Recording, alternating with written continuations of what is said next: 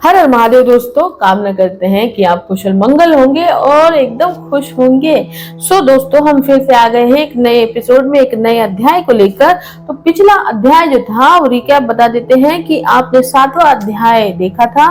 7वें अध्याय में आपने देवी संध्या का देखा था। जब उन्होंने महादेव की कृपा से अपना शरीर त्याग किया, अग्नि में सम्मिलित हुई, तब देवों ने और महादेव ने उनके शरीर के 2 भाग कर दिए और उन्हें पूर्व संध्या और साय संध्या में विभाजित कर दिया। तो आज जो हम इवनिंग को देखते हैं, बहुत ही खूबसूरत सनसेट होता है, वो है देवी संध्या, जिन्होंने मरने के उपरांत भी अपने अपने देह को त्यागने के बावजूद भी उन्होंने बहुत ही सुंदर काम किया और उन्होंने बहुत ही अच्छा अपना नाम, और अरुंधति के रूप में जब उनका जन्म हुआ तब भी उन्होंने अपने नाम को देवी चंद्रभागा और नदियों के बीच में सम्मिलित करके बहुत उन्होंने पुण्य का काम किया। तो चलिए अभी हम देखते हैं 8वां अध्याय। तो 8वें अध्याय में क्या है, आप चैनल को जल्दी जल्दी सब्सक्राइब कर लीजिए और एक भी अध्याय को मिस मत करिएगा, श्रवण करते जरूर रहिएगा।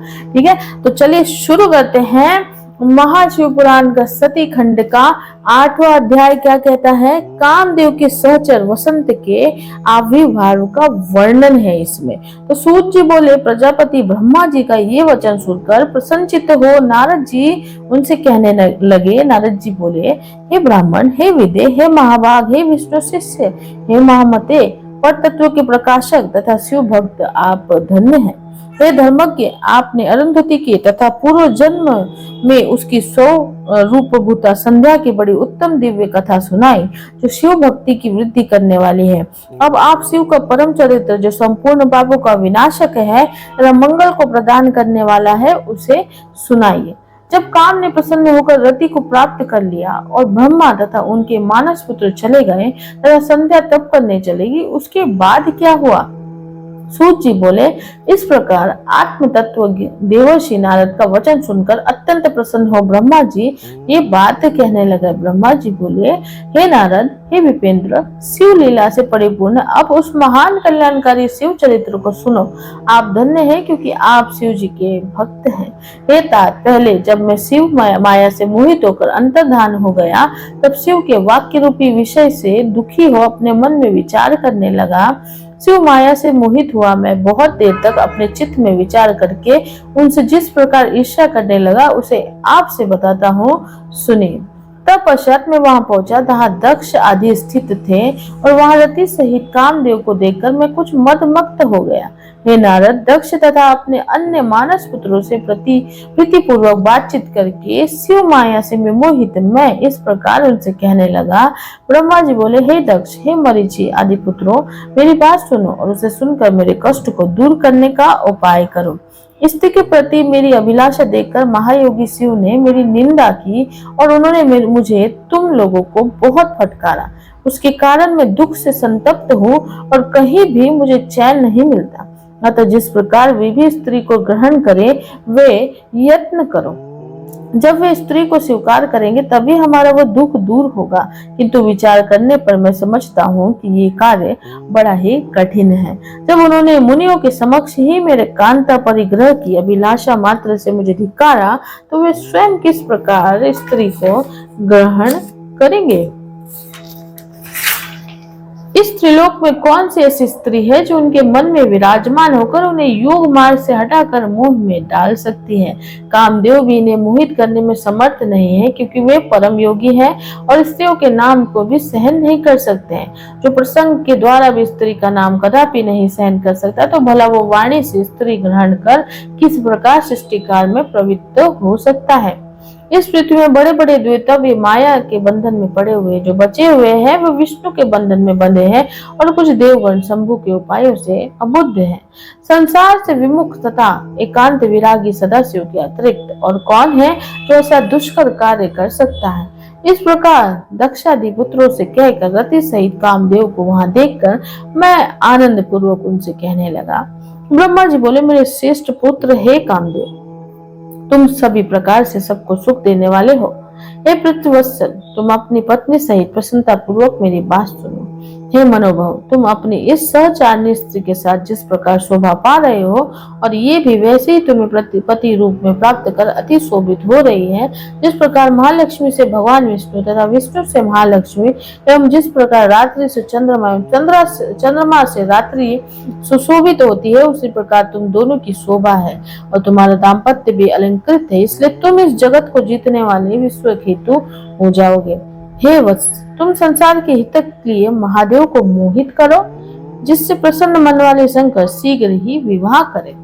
निर्जन स्थान में, उत्तम प्रदेश में, पर्वत पर अथवा तालाब के तट पर जहाँ भी शिव जी जाए, वही तुम अपना इस पत्नी के साथ जाकर इन जितेंद्र तथा इससे रहित शंकर जी को मोहित करो। इस संसार में तुम्हारे अतिरिक्त और कोई दूसरा इनको मोह में डालने वाला नहीं है। हे मनोभव, शंकर जी के अनुराग युक्त हो जाने पर तुम्हारे भी शाप की शांति हो जाएगी। अतः तुम अपना हित करो। यदि महेश्वर सानुराग होकर स्त्री की अभिलाषा करेंगे तो वे श्रेष्ठ शिव तुम्हारा ही उद्धार कर देंगे। इसीलिए तुम अपनी स्त्री को साथ लेकर शंकर जी को मोहित करने का प्रयत्न करो और महेश्वर को मोहित करके विश्व के केतु हो जाओ। ब्रह्मा जी बोले, संसार के प्रभु एवं अपने पिता मुझ ब्रह्मा की बात सुनकर वो कामदेव मुझ जगतपति से कहने लगा। मनमथ बोला, हे प्रभु, मैं आपकी आज्ञा अनुसार शिव जी को मोहित करूंगा, किंतु हे भगवान, स्त्री ही मेरा मुख्य अस्त्र है। अतः शंकर जी के योग्य स्त्री का निर्माण कीजिए, जो मेरे द्वारा शिव जी को मोहित करने पर उनका पुनः मोहन कर सके। हे दादा, इसका उत्तम उपाय आप कीजिए। ब्रह्मा जी बोले, कामदेव के इस प्रकार कहने पर मैं प्रजापति ब्रह्मा अपने मन में विचार करने लगा कि किस प्रकार की स्त्री से शिव जी को मोहित किया जाए। इस प्रकार चिंता में निमग्न हुए मुझे जो श्वास निकला, उसी से पुष्प समूह से विभूषित वसंत उत्पन्न हुआ। उससे शरीर की कांति लाल कमल के समान थी, उसकी आंखें विकसित कमल के समान थी, उसका मुख संध्या के समय उदय हुए पूर्ण चंद्रमा के समान मनोहर था। उसकी नासिका भी बहुत सुंदर थी, उसके चरणों में सिंह के समान आवृत थे। वो काले तथा घुंघराले केशों से शोभायमान हो रहा था। संध्याकालीन सूर्य के 2 कुंडलों से वो सुशोभित था। मतवाले हाथी के समान उसकी चाल थी। उसकी भुजाएं लंबी तथा मोटी थी। उसका कंधा अत्यंत ऊंचा था। उसकी ग्रीवा शंख के समान थी। उसका वक्ष स्थल बहुत चौड़ा था। वक्ष स्थल यानी कि चेस्ट का भाग, छाती का भाग, वक्ष स्थल बहुत चौड़ा था। मुखमंडल स्थूल तथा सुंदर था। उसके अब सभी अंग सुंदर थे। वह श्याम वर्ण का था। सभी लक्षणों से युक्त वो सबको मोहित करने वाला, काम को बढ़ाने वाला तथा अत्यंत दर्शनीय था। इस प्रकार पुष्प गुच्छों से सुशोभित हुए वसंत के उत्पन्न होते ही सुगंधित वायु चलने लगी। वृक्ष भी फूलों से लद गए।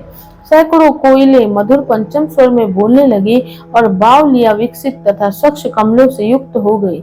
इस प्रकार उत्पन्न हुए उस श्रेष्ठ वसंत को देखकर मैं ब्रह्मा कामदेव से मधुर शब्दों में कहने लगा। ब्रह्मा जी बोले, हे पुत्र, कामदेव तुल्य ये वसंत अब तुम्हारे लिए अनुकूल मित्र उत्पन्न हो गया है। अब ये तुम्हारी सब प्रकार से सहायता करेगा। जिस प्रकार पवन अग्नि का मित्र बनकर सदा उसका उपकार करता रहता है, उसी प्रकार ये वसंत भी तुम्हारे मित्र बनकर सदा तुम्हारे साथ रहेगा। रमण में हेतु होने के कारण ये तुम्हारे साथ निवास करेगा, इसलिए इसका नाम वसंत होगा। लोक का अनुरंजन तथा तुम्हारा अनुगमन ही इसका कार्य होगा। वसंतकालीन ये मलया नील इस वसंत का श्रृंगार बनकर इसके मित्र रूप से बना रहेगा, जो सदा तुम्हारे अधीन रहेगा। जिस प्रकार तुम्हारे मित्र रहते हैं, उसी प्रकार ये विभोग आदि हाव तथा 64 कलाएं रति के साथ होकर रहेगी। हे काम, तुम अपने इन वसंत आदि सहचरों तथा रति के साथ उद्युक्त होकर महादेव जी को मोहित करो। हे तात, अब मैं यत्न पूर्वक अच्छी तरह मन में सोच विचार कर उस कामिनी को प्राप्त करूंगा, जो भगवान शंकर को मोहित कर लेगी। इस प्रकार मुझे सुरश्रेष्ठ ब्रह्मा के कहने पर उस कामदेव ने पत्नी सहित मेरे चरणों में प्रणाम किया। पूर्ण दक्ष एवं मेरे मानस पुत्रों को प्रणाम कर कामदेव उस स्थान पर गया जहाँ आत्मस्वरूप शंकर जी गए थे। इस प्रकार शिव महापुराण के अंतर्गत द्वितीय रुद्र संहिता की द्वितीय सती खंड में वसंत स्वरूप वर्णन नामक 8वां अध्याय पूर्ण हुआ। हर हर महादेव। आपने इस अध्याय में देखा वसंत की उत्पत्ति और ब्रह्मा जी को जो भाई ये हो गया था, ब्रह्मा जी थोड़े ऐसे थे कि मतलब उनको कोई भी चीज ना थोड़ी बुरी लग जाती थी फटाफट। तो जब तक वो अज्ञानी थे, जब तक वो समझ नहीं पाए थे, जब तक वो शिवमय नहीं हो पाए थे, तब तक वो ऐसे थे।